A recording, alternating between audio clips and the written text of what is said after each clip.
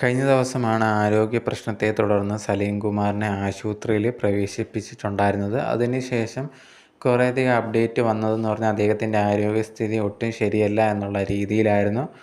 ഇന്ന് രാവിലെയാണ് അദ്ദേഹത്തിൻ്റെ മരണം സംഭവിച്ചിട്ടുണ്ടായിരുന്നത്.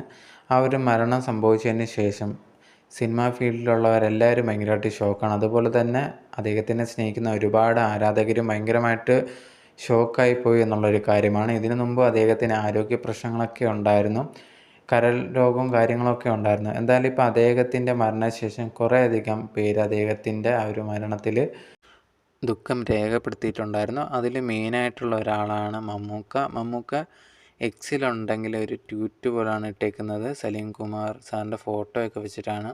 എല്ലാവരെയും ചിന്തിപ്പിക്കുകയൊക്കെ ചെയ്തിട്ടുള്ള വ്യക്തിയാണ്. നിൻ്റെ ഈ ഒരു വിയോഗം ഭയങ്കരമായിട്ട് വിഷമമാകുന്നു സഹോദര എന്നുള്ള രീതിയിൽ പറഞ്ഞുകൊണ്ടായിരുന്നു സലീം കുമാർ സാറിൻ്റെ ഫോട്ടോ വെച്ചിട്ടാണ് ആ ഒരു പോസ്റ്റ് ട്വിറ്ററിലൊക്കെ ചെയ്തിട്ടുണ്ടായിരുന്നത്.